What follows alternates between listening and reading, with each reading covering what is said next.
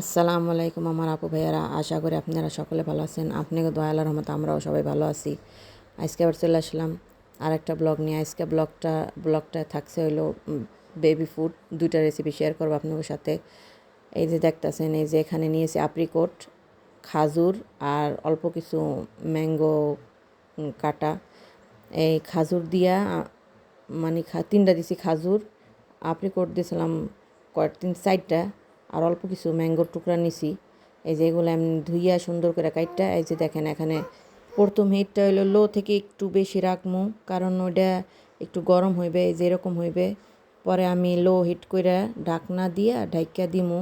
এই যে দেখেন এরকম হইবে। এই যে ঢাকনাটা ঢাইকা দিতেছি, ঢাকনাটা ঢাইকা দিয়া পরে আমি এখানে দাঁড়িয়ে থাকবো, এখানে সরমো না। পরে আবার ঢাকনা তুলে দেখলাম, একবার দেখছিলাম একটু একটু কাঁচা ছিল, মানে হয় না। এই যে দেখেন হ্যাঁ এরম হয়ে গেছে। আমি চুলাটা বন্ধ করে দিছি আর ঢাকনাটা সরাই দিছি। আর বাকি যেটু হওয়ার একটু গরমের এমনি রেখে দিমু। এই এমনি রেখে দিলে এটার গরমেই মনে করেন বাকিটুকু হয়ে থাকবে, ভালোভাবে কুক হয়ে যাবে গা। আর আমার এক্সট্রা কুক করা লাগবে না, নাহলে সব ভিটামিনগুলো নষ্ট হয়ে যাবে। এভাবে আমি দেই। আলহামদুলিল্লাহ, এটা ভালো খাবারের জন্য। আপনাকে বোঝাতে এইভাবে আমি দেখাইতেছি, লাড়াচাড়া দিয়া চামচ দিয়া যেন এরকম হইলে আপনারা চুলার থেকে সরাই দিবেন আর ঢাকনা দিবেন না, তাহলে ঠিক হয়ে যাবে গা। পরে আস্তে করে ব্লেন্ডার করে নেবেন, তো সুন্দর হইব।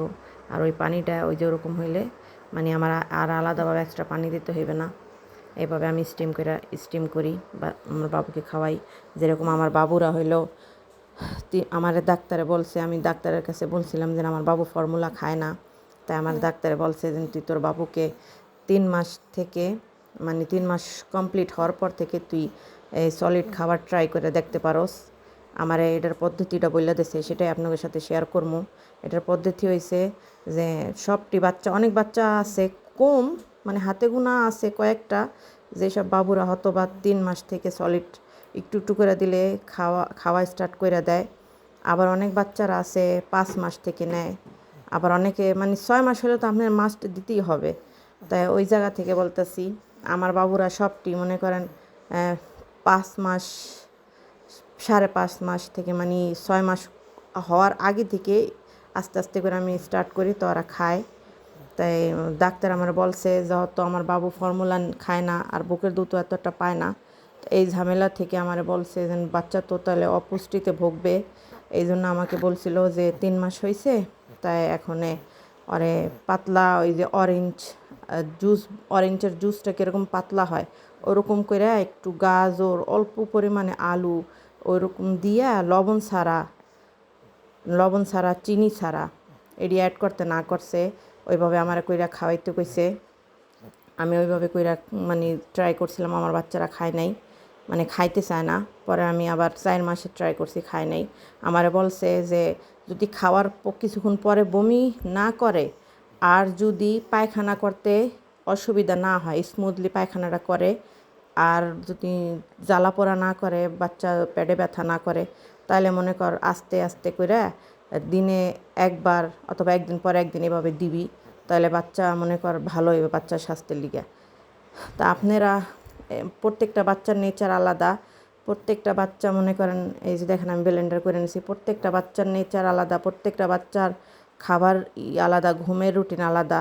তাই প্রথম তো মায়েদের উচিত যে কোনো জিনিস খাবারের একটু খাওয়াইয়ে দেখা উচিত যে বাচ্চার কি সয় কি সয় না। আমাদের বড়দের মতন না, বাচ্চাদের একটু প্রবলেমই হয়। এই যে দেখেন এরকম কোটটা নিয়ে নিছি, ডাকনালা কোটটা। এই ডাকনালা কোটটাটার মধ্যে আমি এমনি ভইরা নিমু, যাতে আমার ফ্রিজে রাখতে সুবিধা হবে। আর ওই যে বাকিটুকু আমি আরে ট্রাই করে দেখবো, খাইনি অল্প একটু রাখবো, আরও পানি মিলামো। এই থিকনেসটা 6 মাসের বাচ্চার জন্য ঠিক আছে। এরকম কোটাতে রাখার সুবিধা হয়েছে ওই যে দুধের মেশিনের মধ্যে রেখে আমি ইজিভাবে গরম করে নিতে পারবো। আমি এটা মাইক্রোওয়েভে দেই না, বাচ্চাদের খাবার আর দুধ কোনো সময় মাইক্রোওয়েভে গরম করতে হয় না। ওই যে ওরকম কোটা আছে, মেশিন আছে, এরকম কোটার মধ্যে রাখি। পরে হইলো ওই মেশিনের মধ্যে দিয়া খাবারের অপশানে দিয়ে আমি গরম করে নিই। আমি আপনাকে এখানে দেখামো যে আমি কীভাবে করি। আমি আমার বাবুদেরকে এভাবে দিয়ে আসছি, এভাবেই করি, কারণ ওরা খাইতে চায় না, খাওয়া নিয়ে বিরক্ত করে। এই যে দেখেন ওই যে দুধ গরম করে ওটার মধ্যে পানি দিয়া এভাবেই বাচ্চাদের খাবারটা গরম করতে হয়। এখন আমি মানে আপনারা চিনি দেবেন না, লবণ দেবেন না, বাচ্চাদের খাবারে চিনি আর লবণ দিতে হয় না। আর যদি মিষ্টি খাওয়াইতে হয় তাহলে এই যে খেজুরটা দিতে পারেন, কারণ খেজুরটা ন্যাচারাল মিঠা, তাই এটা বাচ্চাদের শরীরের লিগেও ক্ষতিকর না, এটাও বাচ্চাদের শরীর লেগে ভালো। এই যে দেখেন এভাবে আমি দেখাইতেছি। ওই যে খাবার গরম করার অপশান আছে, ওটার মধ্যে দিয়া পরের বার বাইর করে গরম করে আরে খাওয়াই দেব, আমার সুবিধা হইব। এই যে দেখেন খাবারের অপশান আছে, আপনাদের দেখার সুবিধাতে দেখাইতেছি, বোঝার সুবিধাতে। ওই যে খাবারের অপশানটা ওই যে ওটার মধ্যে রাখবো, এমনি বাইর করে ফ্রিজ থেকে আরামসে রাখিয়া পরে আমার অসুবিধা হইবে না। এই যে এমনি করে রাখিয়া আমি ওখানে ওইটা চালাই দিব, যেখানে একটু গরম হইবে আমি আবার দেখবো বেশি গরম যেন না হয়, বাচ্চার মুখ জানি না পড়ে। ছোটো বাচ্চা নিয়ে একটু কেয়ারফুল চলাফেরা করতে হয়, একটু অসুবিধাই বাবু নিয়ে। আমাকে মতন এত কিছু সহজ না, ছোট বাচ্চা তো একটু অসুবিধা হলে মনে করেন মায়ের অনেক কষ্ট হয়। এই যে দেখেন আমি ওটা তারটা দিয়ে দিছি, কারণ ব্লেন্ডার করছিলাম, তার খুলে ফেলাইছিলাম। আমার এই ভিডিওটা বানানোর একটাই উদ্দেশ্য, যারা নতুন মা হবেন অথবা মা হইতে যাইতেছেন তাদের আশা করি একটু হইলেও হেল্প হইবে। এখন ঢাকনাটা লাগাইয়া আমি এটারে ফ্রিজ করে নেব, ফ্রিজে রেখে দিব। আর ওখানে আমি ওইটা করে লামো, ধুয়ালামো। এই যে এখন আলু আগে থেকে কেটে রাখছিলাম কিউব করে, ওই যে আবার একটুখানি পানি দিছি, অল্প একটু পানি, জানি এটা পেস্ট হইতে সুবিধা হয়, পিউরি যেটার বলে, অসুবিধা জানি না আমার এক্সট্রাভাবে পানি জানি অ্যাড না করতে হয়।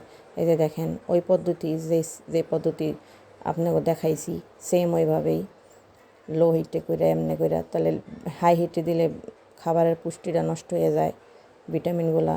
এই যে দেখেন এভাবে চামচ দেরম করলে জানি হালকাভাবে করলে জানি ম্যাশ হয়ে যায়। এ পর্যায়ে আমি চুলা বন্ধ করে এমনি রেখে দিব, ঠান্ডা হলে আবার এটারও পিউরি করবো। ধন্যবাদ।